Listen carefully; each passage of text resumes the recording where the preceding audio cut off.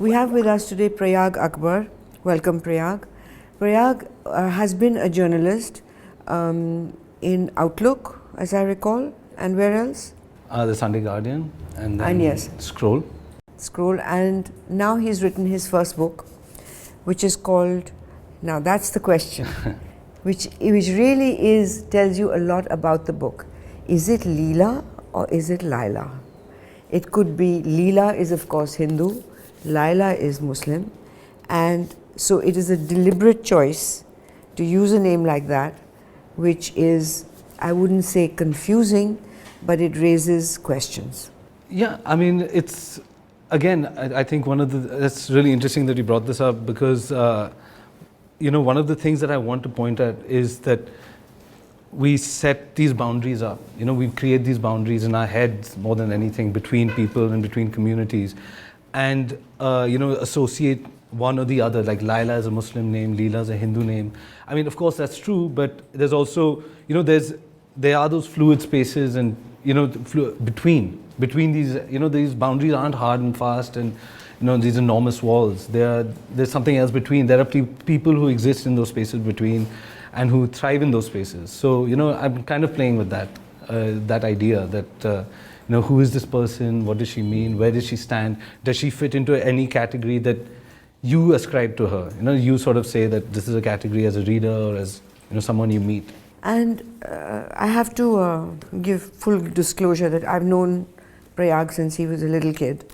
So I do know about his background and bits of how he grew up. Your mother's Christian, your father's Muslim. Now, while you were growing up, you were obviously exposed to the play of this in society. So when you were in school, you were obviously in what would be called a liberal secular school where children around you would also be coming from similar backgrounds. I think one of the first experiences that one child told me when she went to, say, for Bangalore Law School, she told me that you have no idea how we surround ourselves with people who have the same beliefs without realizing it. Because when she went there, she found that there was a lot of people with extreme positions, right. Hindu fundamentalists, communists. So it was a shock for her to deal with this. Now, when you were growing up, did you feel this your mother's Christian, your father's Muslim, both from minorities? Did I feel, I mean... did you feel pressure? Did people pass remarks? Did it ever come up as an issue? I don't think it was, people passing remarks. I mean, of course, you grow up in Delhi in whatever kind of school you go to, there's going to be jokes about being Muslim. I was the only Muslim, I think there was the only Muslim in my school, maybe there was a couple of kids in junior batches or something, but I don't really? think there weren't very many at all. I mean, I think that's a function of a lot of things. Muslims tend, it's privilege, and there's not that many privileged Muslims in India. It's a relatively disprivileged community. And you hear things, go to Pakistan, all that stuff, like, when you're playing sports, whatever, hockey field, football field, all that stuff happens. But, I mean, I think I was definitely lucky. If you think back, when I think back to, this is what I'm talking about, the late 90s when I was in school, like, talking about 97 to 2000. And I think back to things that used to bother me then about, as a Muslim young man. And what bothered you? I mean, if someone says something like go to Pakistan, I mean, I still get it on Twitter like almost every day. If I say something, it's like people are still telling me to go to Pakistan, so that hasn't changed. But what was, when I think back to that period, actually, there's, this was also a time when I did an interview with this young man. I mean, he was my age, exactly my age. He'd spent 14 years in jail. This is a long time ago I wrote this piece. And he was wrongly imprisoned, and this was the time when there were all those bomb blasts happening in Delhi in the markets. The cylinder bomb and that gas cylinder bomb and things like that. And Delhi police were just going around and arresting young Muslim men. They had no clue who was doing this, and there were all these kind of wrongful arrests at the time. And so now these people are getting justice. Now this and so I think back to my relative privilege. This was something that I experienced when I interviewed this guy. It was that, I mean, if I hadn't been born with the privilege I had been born with, I would have, it would have been quite easy for Delhi police to pick me up, like on the road, walking on the road. What was the difference between me and this man? And so, this playground jibes are kind of like, small fry or whatever. It's okay. It's something you can deal with. It's the bigger stuff that, that I think has found its way into the book. The sort of the real tensions between and sort of strictures on how to live, and injunctions about like all sorts of things. Like people, there is a kind of need now for people to really separate themselves from each other. I think there's a kind of push towards towards clearly demarcating and defining who you are, where you're from, what you are, which, I mean, has always been there, of course, but that I think we seem to be moving away from that fluidity or hybridity or whatever you want to call it, between these kind of identities.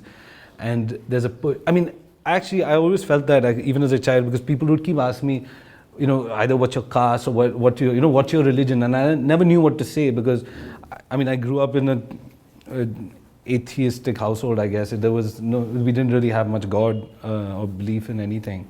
So I never knew what to say. I didn't feel Muslim, and I didn't feel particularly Christian.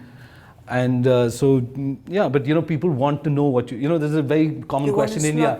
Yeah, what are you? You must be something. And even on government forms, they're like, there's this kind of constant need to identify you as something. And you're like, I have no idea what you're talking about, Well, you've dealt with it throughout in such a subtle manner. I think if the book was translated into what it really is, if it was not so subtle, it would be banned. You've done it so cleverly, right, in terms of layers, in terms nothing is specific, no political party is mentioned, but it's clear who you're talking about. The vigilante groups, it's clear who you're talking about, but you don't use any names. And what struck me was, the first thing was that it reminded me of Hunger Games. Okay. In many ways, the districts, and it heightens the reader's awareness, my awareness, how we do live in these pockets, and how alienated we are from the other. And I think so, of all the issues that you've dealt with, which is one, religion and the kind of vigilantism that's going on, one of the most important things, I think, which goes in through one of the many threads in your book, is the divide, the economic divide, the privileged and the underprivileged, and the relationship equation, particularly between Shalini and Sapna, and her former maid Sapna, and Sapna, and at the end how it plays through, and how, especially that scene that you put in when she remembers how she screamed at her about the safety of her child, and I've seen that played so often, and I'm sure you have. Yeah, I think I've, I don't want to say too much, but a lot of my guilt about, how I grew up, how I've treated, it's something that we have this kind of idea in India that, how do we treat our servants? There's a kind of, it's a recurring theme, and you think, I treat my servants well. I have this, if I have someone working in my house, I treat them with dignity, and I treat them, which makes me a good person. We don't sit and eat with them. Right, which makes me a good person. And it's a kind of it gives us a kind of reassurance about this very terrible power dynamic that exists within our household. Where you have this kind of these people are subservient in a very real way, but we tell ourselves, I treat them well, and I don't beat them, or whatever it is, and that gives you a sense of comfort, and that makes it okay in your head, and I came to think about whether that's something we tell ourselves, whether it's a way of reassuring ourselves, and and the actual dynamic, would it be different? How are they viewing it? How do they see that, that, and of course I couldn't write it from the perspective of of the servant, because I don't know that world and that mind, but I could write about my own guilt, like sometimes shouting, you're having a terrible day and you come into your house and you shout at your servant or for whatever reason, and I mean, I have memories of like doing that once in a while, and like how much it bothered me, and like it sort of like really seeped into me, and I would sit and I'd be writing about like social justice and at work, and then coming home like behaving like an ass, and it's sort of really, when I was writing this book, I really wanted to be able to capture that. It was very difficult for me to do because and that's I spent a long time writing this book because it was kind of a tricky thing to try and capture but not overdo. And the restraint and the tightness of the book, it's so taut that that part is very impressive. Thank you.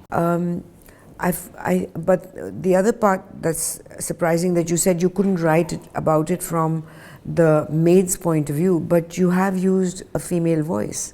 It's a woman who's telling the story, and that surprised me, because here's Prayaag Akbar, who unknown to have a feminine side. Yeah, no, I think it'll surprise a lot of people. Yeah. You have written as a woman. Yeah, it was difficult again, but I've been asked this a couple of times, and I think that there's, we spend a lot of time thinking about what separates men and women, what differentiates men and women, but there are certain things, of course, that unite us, and the reactions and the way we respond to situations, the way we think of our children. These are very base these are base emotions, and at the core of what it means to be a human. And thinking individual, and I was surprised constantly by how much there is in common between men and women, and how much you can write. I mean, it was a challenge, of course. I'm not going to say that it was easy. It wasn't easy at all. But when you think about like how, on some levels we're also the same. We, of course, men and women are very different, but of course there's many levels that we're the same, and that we have the same kind of reactions. And I have the advantage of having like a few very strong women in my life who I can watch and observe and learn from. And so I hope I managed to do it, like write in this woman's voice. But what I liked about the female voice was there was no artifice. There was no this false femininity. Right. It was, to me, as I read her, a woman's voice, to me it is today's woman, a very strong woman, a very strong mother, a very strong wife, a very strong daughter. She was all of that unashamedly. And here we have feminists who say, I don't want to be known as someone's wife or daughter or mother, I want to be known as myself. And I've never understood that, because I'm happy being part in those of somebody identities, else. yeah. Yes, but in this voice, what was remarkable, what I found, that it was so clean, that, as you said, that there was no false proving that I am a woman kind of thing. And she was just looking for what she needed to find to complete her wholeness of what she'd lost. I mean, I don't want to spoil it, but I totally identified with that, because if you have that kind of a loss, a mother cannot think, she cannot breathe, she cannot do anything, and you captured that amazingly. Thank you so much. Also, one sees glimpses, as I was reading, glimpses of bits of news, images that would come to me as I was reading it. And for example, this, I don't want to spoil it for people, but this is when this peon is being beaten up by the repeaters, and they're asking, where are your employers? And so when the peon emerged again, he was bundled out onto the path. He took a few heavy steps to steady himself. Halfway down the mud track now, he hunkered his shoulders in entreaty, hands joined in front of his face, terror in his yellow eyes, in his crooked knees, in the unheard babble incessant on his lips. When he found his voice, it quivered with every word. Sirs, please, he said. So that brings up that image from Gujarat. The yellow eyes, Yeah. I think, yeah. I mean, of course, there's so much that is from the headlines in the book. I mean, not from the, I mean, the book is kind of many years of, of working in this sphere, working in, in journalism and things that have bothered me, things that have really, they kind of like, they seep into you, that image that you're talking about of the man with his hands folded. I remember seeing that when I was in college. This is 2002. I was in college in America at the time, and it was the cover of Time magazine, I think, right? It was somewhere, the photo was, I saw it somewhere, I think on a website, and I mean, I couldn't stop staring at it because, it was such a powerful image, and I couldn't stop staring at it, and it just always stayed with me, that photo and that photograph. And then when I was writing this, when I was writing this scene, there was something, it just seemed to me that, I sort of went back to that image, I think. And so it's really, it's quite cool that you actually like identified it so clearly. So many, I wish I'd marked them. And I actually shouldn't bring them up because for the reader it should come naturally. Right. So if I point out each one, it will ruin the read. So I don't want to do that, but I found it throughout the book because there was so much. And when you're reading it, I'm in this. We're living this. And as you started writing this book quite a long time ago, na Prayaag, when is it, 5 years or something? 4 or 5 years ago. 4 or 5 years. And so much has developed while you were writing it in the last 5 years, that the kind of controls that you're writing about, which have now developed in the last year, like what you eat, what you drink, where you drink, where you party. Now Goa has a party law that you can't party after 10 o'clock. We seem to be, and the climate seems to be getting worse and worse, and like sort of, I don't know, catching up with my imagination. I don't know what's going on. It's like, it's so worrying that our reality is sort of like shaping into this dystopian kind of future that I've written about. Yeah, this is what I'm saying, that you wrote about it before all this has happened, and it's happening and worse. Yeah, I mean, I don't. So, one of the things that you asked me earlier about ideology and, political parties, which, without naming political parties or without naming ideology, I've identified certain things. And I think for me, when I was writing the book, it was, it wasn't about one political party or one, one moment in time. It was more about the kind of more long-lasting kind of impacts that this kind of thinking or this kind of vigilante action, vigilante justice has been a part of, has been legitimate political action in India for the longest time. I mean, it's not a new phenomenon. We had, whenever you wanted, what was it? That was you had this kind of mob kind of mental. No, even partition has this. There was a lot going on in partition, but like I'm talking about even in a very local level. If someone's angry about something, someone's, it happened to a scroll reporter. I remember just while I was there, this woman was attacked in Chhattisgarh. And it's so sad that this kind of mob shows up at our house, and obviously these things have filtered into my writing in this book because these things mattered a lot to me. I was like, is this now how we're going to go about approaching getting kind of justice, there's no faith in the system, there's no faith in public institutions to deliver justice. So you're like, okay, I will just go, why do we have like these, say, the Gau Rakshaks, okay, why do they feel the need to go out and stop trucks and beat up and maim and murder? Of course, there's all sorts of things, or there's all sorts of thinkings going on, but on one level, they're also saying that the state will not stop this trade. So we will go out and claim justice for ourselves. And what they see as justice. We will go out and we'll perform this act of protection or whatever it is. And because there's no faith that the government or the state machinery will actually stop this trade. And so this vigilante, this idea of this mob, this vigilante mobs, it just shows that there's actually it's a kind of, it's an indictment of our system, of our police, of our courts, of our governments, that there's how little faith people have in this. And of course there's all sorts of things that, there are localized politicians who are making a lot of hay out of this, like they sort of like, they use this as a platform to become big politicians and all of that. But on one level, I think that the mob is real indictment of our political culture, like how things have gone in our democracy over the last 70 years. It would have been interesting also, like you've gotten into sort of sliced a lot of characters' brains while writing, certainly Sapna's and, you know, Shalini's and Riz, and but I would have also liked to have seen a little bit of slicing of one of the repeaters.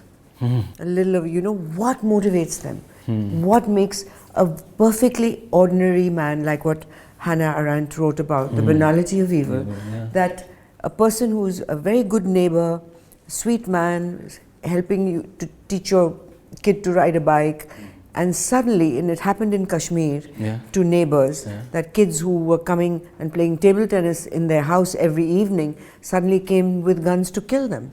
So what I would have been interested to see, to understand that what turns the very ordinary man or woman into someone who's suddenly, when there's a mob, it's okay to do these heinous, horrible things. So it's what turns. It's something that you did not explore in your book. I mean, that I don't fully understand, you know. So it's hard to write about something unless you understand it properly, and I don't fully understand that, you know, that kind of turn that happens to people, and the impunity they suddenly feel in a crowd, you know, that I can do anything, and not only does the law not matter, but my own moral sense doesn't matter anymore. You know, you kind of like divorce yourself from any kind of thinking or rationality, and you're like, let's just go out and burn or kill or whatever it is, you know, rape, whatever it is.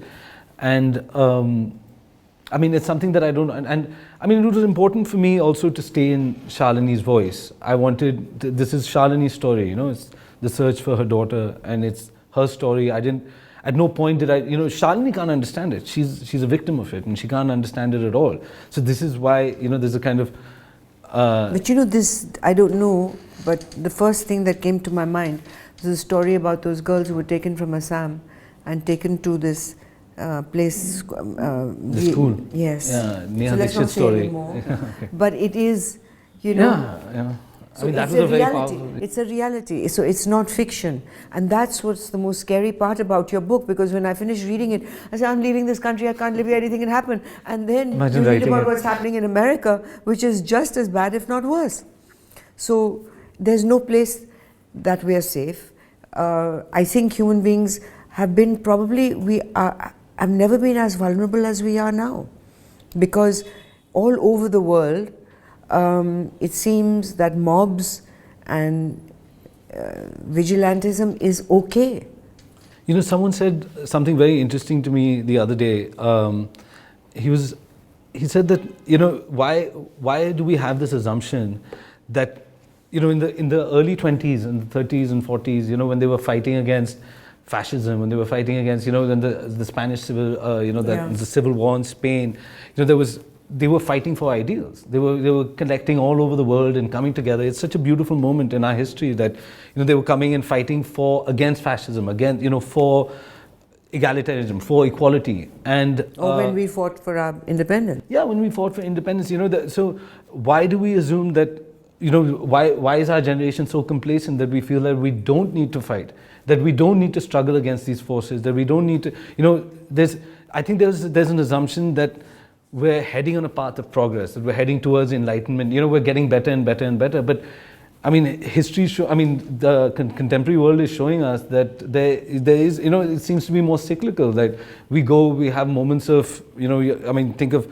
it's like Bush, Obama, Trump, you know, it's like you go from a liberal moment to a very conservative moment to another liberal moment, and maybe these are swings, maybe this is reminding us that we have to constantly struggle and fight for what we believe in, and you know, never let these forces defeat us, I think, in a sense. But I think what people of your generation actually don't realize is that although it might be that it appears that we fought back on many issues. I remember when Rajiv Gandhi was bringing out the defamation law, which would have really clamped down on the press, all the senior editors, Arun Shori, Arun Puri, you know, your father, everybody were out on the streets protesting at India Gate. And it was an idealistic thing to do. How lovely is that? But the other part is that when the emergency was going on, which is before you were born, people seem to imagine that there were, army and police on the streets and putting everybody in line and whacking people. It wasn't. It was like exactly as it is today. The streets were calm. Everything was normal.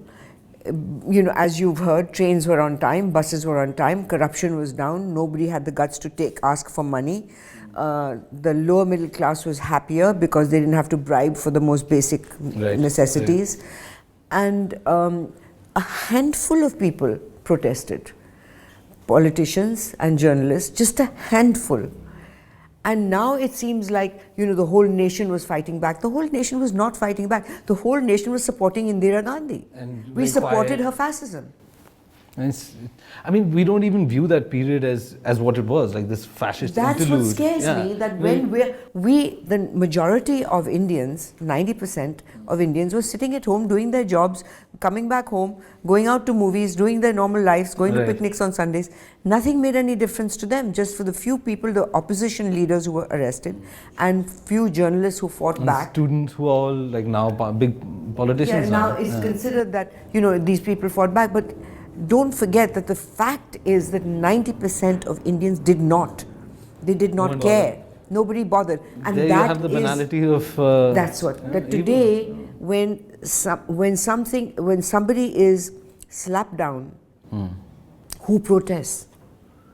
Even when the UPA, when this happened when they were closing down websites and closing down Twitter handles, who protested?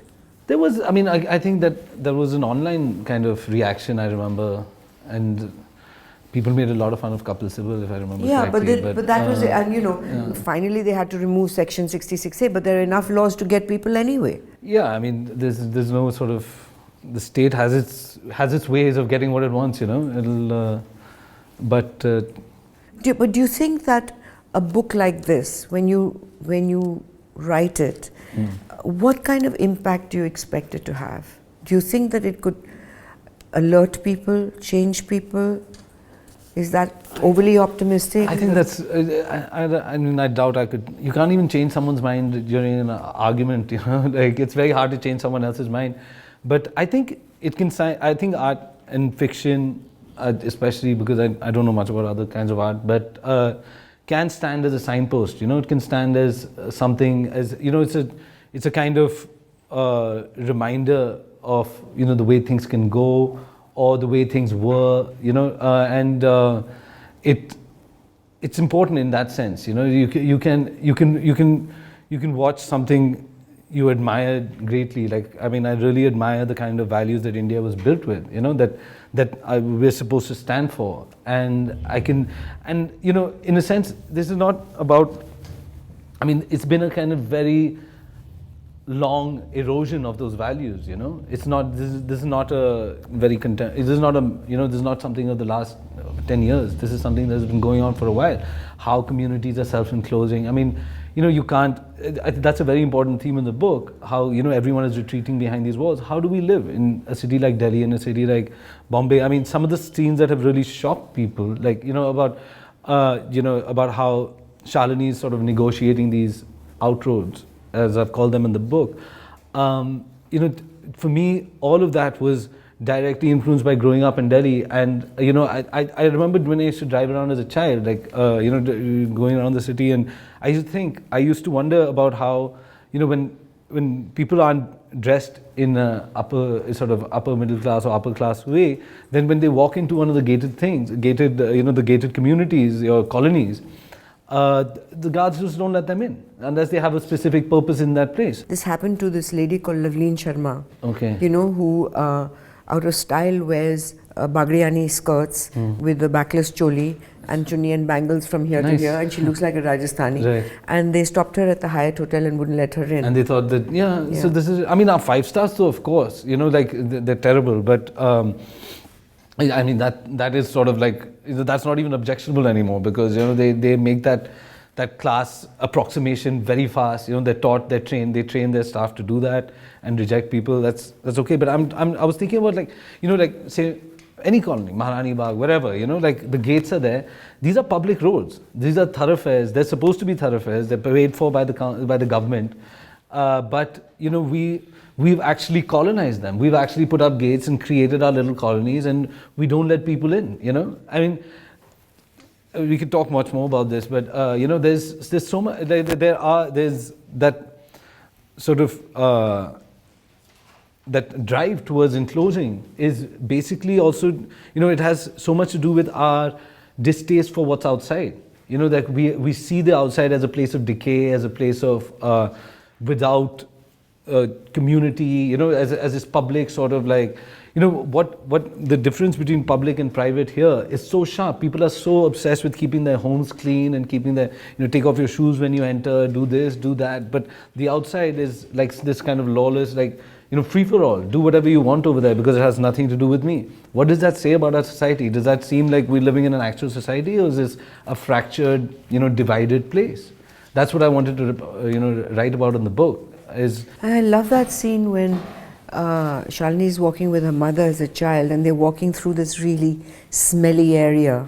Mm-hmm. And Shalini covers her nose, and her mother says, "Don't do that, it's insulting." Mm-hmm. I mean, it's really an eye-opener that, we do these things not realizing how hurtful it is that there are people who live there. Yeah. And live in that kind of smell, and for them they stop smelling it, and yeah, completely, and become immune to it.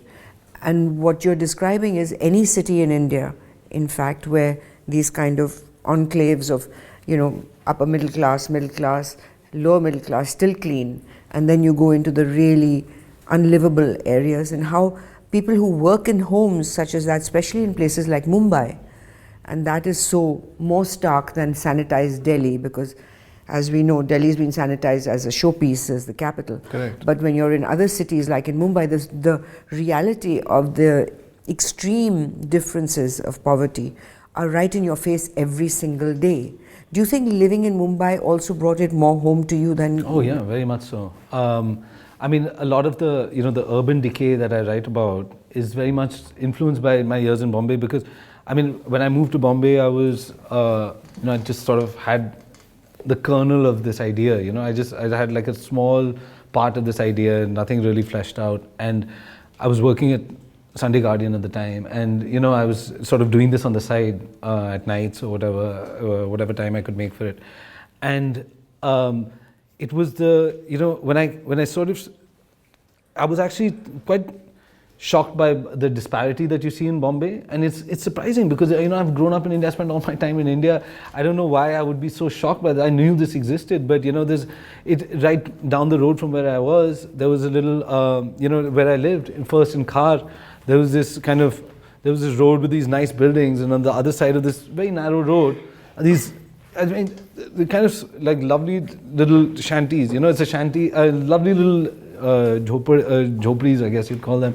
And when you're sort of walking past that road, you always look inside, and I was always struck. And you see these decorations. Yeah, it's beautiful. It is unbelievable. And the little plastic flowers, a little lamp done in a particular way around a picture. The decorations, when you peep in. The pride, it's spotless, always spotless. Like the pride they take in their homes, and we're dismissive of it, and we see them, we only see the slum. We don't see what actually is inside that, the lives and all of that. And that again, the disparity across this very narrow road, this kind of very different lifestyles again was shocking to me. And then there's the trash that you see all over Bombay. Sometimes there was with the house I lived in, you could look, there was a trash dump right next to it, and you could see, like it really felt sometimes when I was sitting and writing, it really felt sometimes that there was, that you're being slowly submerged. I would look out of my window, and like you'd see this dump truck come in and dump all this trash for the day that they've collected from all over Bandra or whatever, and they dump it in this little area. And then people would go through and scavenge. Yeah, then you see the scavengers. But like I'd see it, and like it would really, it really felt like it was like encroaching. Like it was like piling up against my wall almost. It wasn't like that close or anything, but like I could feel it and see it, and it would, it does feel sometimes like it's kind of like you're being submerged in a city like Bombay because again there's no one bothers, no, everyone is willing to live like that, and everyone is willing to, no one is taking a strong stance with the BMC, no one's taking a strong, like people like TK has been there, they've been dumping there for years, so like we'll just get a blind eye to it. You become inured, you just your own problems, actually survival problems in India personally for each person are so huge that to take out time to do a civic, take care, put your time into civic issues is difficult for a lot of people because you're just doing your own survival. Say for example in my generation, when we were young in college and just graduating from college, Delhi and its surroundings, we had the same kind of stark poverty around us, that every colony, for example, had slums next to it. And as very recently, even in Nizamuddin, for example, you saw all those slums which keep repeatedly getting cleaned up and all that. But we saw it all the time. And you know what it did, Prayaag? It actually triggered off middle class, upper middle class kids it motivated young people to work towards alleviating that kind of thing. So the kind of the leaders who still stuck to it, unlike say we who did it as a passing phase, worked in villages and then came back, there are people like the ones who started at that time was Aruna Roy, Bankar Roy, right. Srilata Swaminathan, Brinda Karat, Subhashini Ali, Madhu Trehan, all these people started at that time because living around that kind of stark poverty motivated them to go and do something to make it change. And today I see that today's generation is not there. They are not.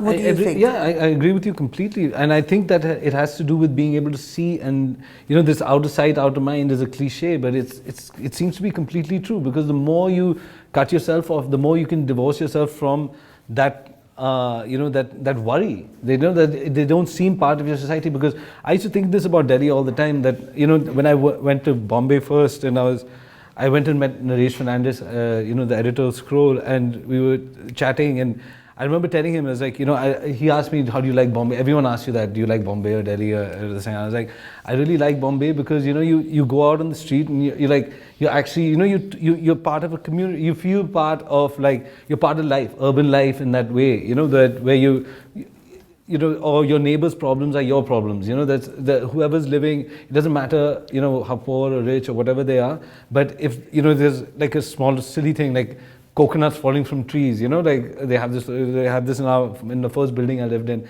and it affected these small houses on the side of the building, but it was both of our problems, it was the sort of upper class and the lower class. Both communities face this problem because of these coconuts falling from these trees, and it really made me think that in Delhi you almost never have that kind of problem, that cutting across social classes. And because we've built these cocoons for ourselves, where I used to leave my house, get into my car in my driveway, drive to work.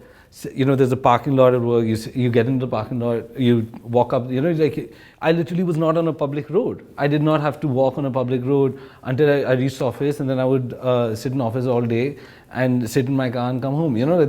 That's your kind of. And it just felt suddenly, it occurred to me that it was like a cocoon after cocoon after cocoon. And I had just managed to insulate myself from so many social realities of India. And Bombay, I felt, threw me together with a lot more people from a lot more disparate backgrounds. But I remember when I told Naresh this, he was like, "Oh, you're crazy, because Bombay was much better. It was much more like this 20 years ago. Now it's awful. Now, I mean, he felt Bombay has become much worse. But for me, Bombay was so much better than Delhi."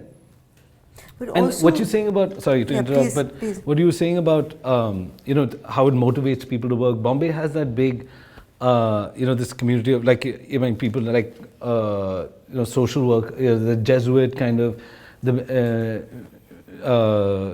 thing, all the Xavierites and all who went out into the field, even Kobat Gandhi and all ended up in this thing, but they all came from, wanting to go out and help people. And you still find that, I think, amongst the young people.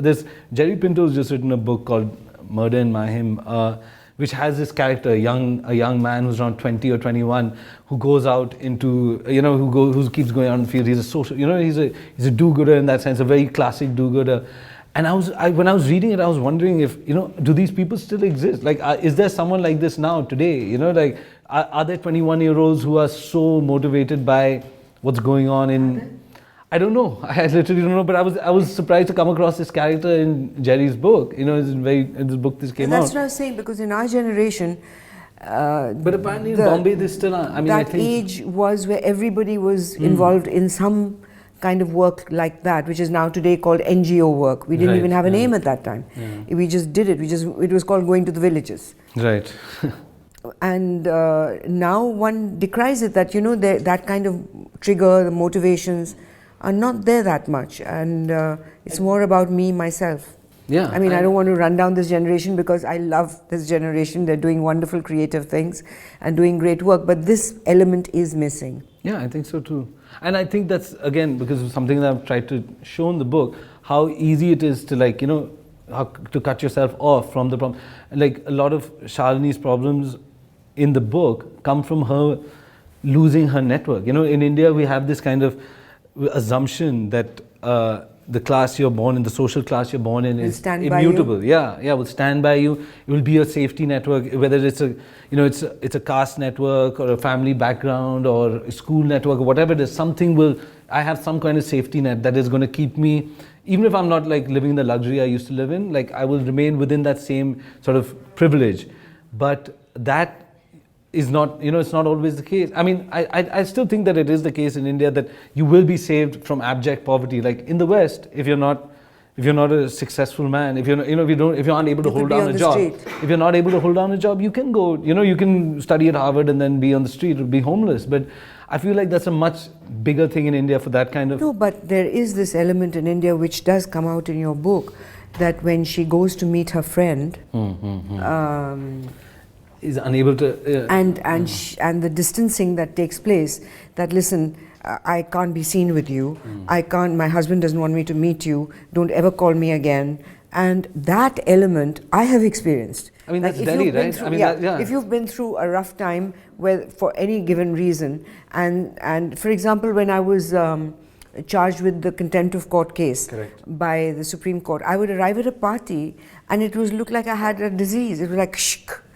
Like nobody wanted to stand next to me in case a judge or somebody saw them with me, and it was went really after them. And so it was really funny that whenever you're in other instances in our lives where you see that you're in trouble, and of course there's your core group of friends who will be with you, but you're lucky if that happens. But the majority, most people have to face the fact that it's just drop cold. We don't want to know you. Please don't call me, because if you're seen with me, I'm in trouble. And that's what you show is a reality that happens. I mean, I think I've seen it in Delhi, as you say. You see these people, people who you think are your friends. Or I'm not talking about myself, but I've seen with amongst my parents' friends. It's the best eye opener. Yeah, it really is. And it's human nature also, I think, that I don't want to believe that. I think human nature is to stand by your friend. I mean, yeah, so of course, as you say, the core group, but I think it's human nature, not, it all depends on the relationship. And if people have a functional relationship with you, then that is how they'll, as soon as the function is lost, they're like, yeah, that's and true. If they have a deep and emotional relationship with you, like I have with my, say, school friends, there are different degrees of relationships. And this page where you talk about where Dr. Iyer is with Shalini, and this I found the most interesting, when he says to her, a pearl from the head of an elephant he's talking about, and she says, which elephant makes pearls? I asked. 1 in a million, that's what makes this stone very rare. I have read your charts. This is the solution. Find the stone and you will once again find happiness. I stopped dead, turned to him. How can I shouted, anger clouding my brain, spilling out. All of this, what's happened to me, you want me to be like you? All this is because people believed in ancient stories. This is what I wanted to say. Instead, I kept quiet, didn't break stride. We walked in silence, each breath going down like a hot sandals crunching in the brittle topsoil. When I was calm, I said, "Look what they did to me, doctor. How can I believe such things?" Now this is the paragraph I want to ask you about. "It wasn't believers who did this to you, Shalini," he said. He nodded slowly, voice soft. "Someone with true belief is gentle, pious. Those men were not believers. They were simply a consequence of that moment. Once in a while, even the gentlest hand must ball into a fist." This is what they were. They were the fist. Now this is what I think Hannah Arendt was also talking about. I think this was the most devastating para for me to read, that no matter what happens, you do not know when the gentle hand can become a fist, and on anyone. Right. So we are right in living in this fear. I think, yeah, I mean, for me it was actually, I don't, it was actually what someone told me this. Someone said this to me once. When we were talking, I think about the 92 riots, and someone was kind of justifying this to me. I remember I must have been 16 or 17 or something, and talking about what happened in 92, and we were, and the demolition and all of that, and people were, again, you're finding that now. There were a few years where people were at least like, critical of the demolition of the Babri Masjid, but now it's, it's back to like, it's okay to valorize it, and to make this sort of narrative around it as this reclaiming the space, and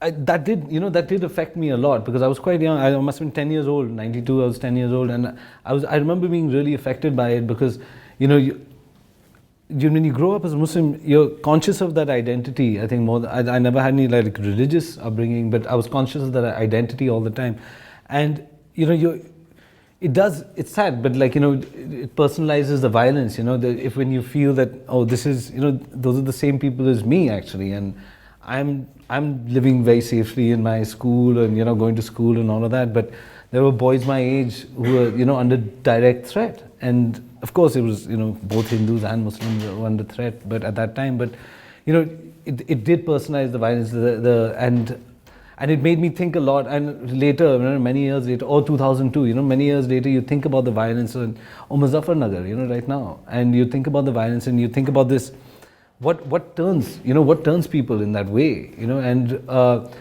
it seems to be stoked by a kind of politicization, that people stoke it, and how does that hand turn into a fist? How does a sort of open hand turn into a fist? Is by, it's slowly being clenched. Someone is, clenching it. Someone is actually tightening a screw somewhere in people's brains, like, oh, this is happening, this, like, these people are taking over this, or, our land, there's mosques all over, whatever it is, whatever or our girls are under threat, which is a big theme in the book, this idea that women hold your honor, it's actually male honor and male pride that is invested in a woman's body, it's like, and so you have this, someone is actually tightening that screw over time and talking about, I'm forgetting the name of the town now, but, that town in UP that was supposed, all the Hindus were supposed to have left, Kairana, I think it was called, and, all the Hindus, Hindu exodus or whatever it was,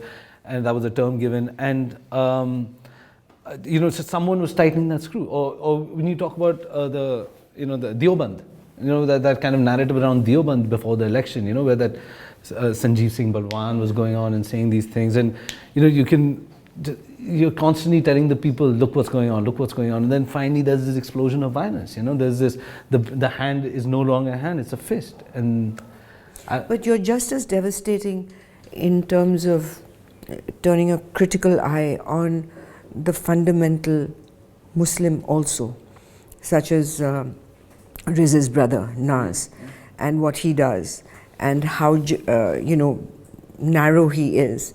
So it's really, your writing is not against one or the other, or the other against, it's not, it's just basically an exposure of thinking in a particular way. I'm very bothered by fundamentalism within Islam, it's shocking where it's heading. The whole world is suffering, and on a personal level, you see it like in the village my father's from, when I used to go there as a child, there were no women used to wear burqas there, but now I see the burqas, it's, Really? yeah, I mean, it is, there has been this kind of pushing, communities tend to fundamentalize at the same time, it's like they seem to go hand in hand, as the right wing sort of accelerates in one community, it'll accelerate in the second community because it's a response, or who's coming first, who knows. But whatever it is, it seems to be.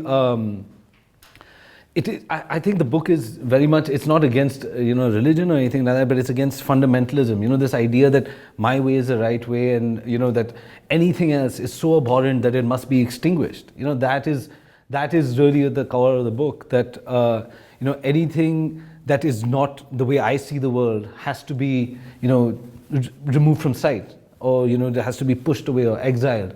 And it's such a horrifying way to view the world that I know exactly. I have the entirety of all knowledge. I know how the world should live, and it's and again, it's religion that seems to give people that arrogance.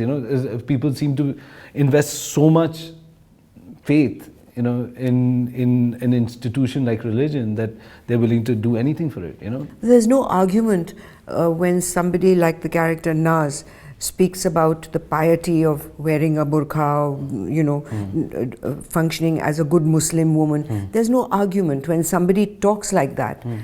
How do you argue? You can't argue. It's just a diktat that this is the right way, and that's it. So I think exactly.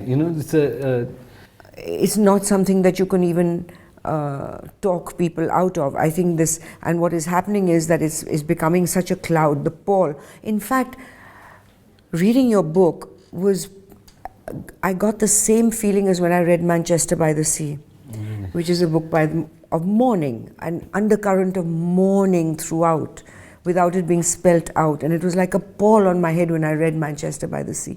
And this was like a cloud, a pall on my head, like, oh gosh, this is my country, this is my country. So in one way, I'm glad I got exposed to what was happening in America also, realizing it's not my country alone, it's the world. And we have to, actually, I felt that we have to forget not to fight back.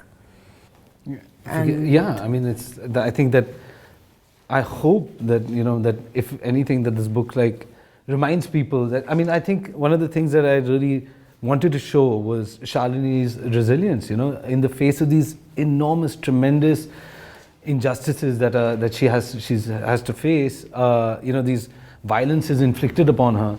She's able to maintain, that resilience and that spirit that I will find my daughter. That that's what I wanted to write about. And I think, I mean, I don't know if this is true or not, but for me, it seemed to me that the mother and the daughter relationship was something that could survive, that bond that could survive any other, any force that is thrown at them. There would be something there that, that I don't know if a man would react in the same way, because there's so much ego. I mean, I don't know. Again, I don't want to make generalizations on gender because I don't know enough about it. But, it's, for me, it was, I saw something there that, this woman, I could show this woman who has this like tremendous resilience and is able to withstand all these things and is sustained by the love of her daughter, Well, there have been instances in America in real life where fathers who've lost their daughters to, say, cults or kidnappings or whatever, they fought just as hard to get their daughters back. No, that's what I think in this case, I totally identified with her, that she couldn't breathe until she got her daughter back. And that is something that one sees in mothers all around us, I mean, I think that's a commonality, that women have that strength, that is the most important thing. So I guess you're missing out as a man, that you won't experience that, because a father-daughter or father-son relationship is, I think, different. Yeah, it's different in many ways. I mean, and I really think so, and I'm envious. And I was telling my sister this. Of course, my sister, the first thing she said to me was, "Oh, but our mother's much closer to you." And I was like, "No, that's like, I guess each sibling sees it differently, But that's true. Yeah, but for me, it was, you know, even if my mother and sister, they are very close, but like, you know, there's something that they understand each other on a level that I feel like I don't understand my mother. You know, like they seem to have a kind of communication between them that supersedes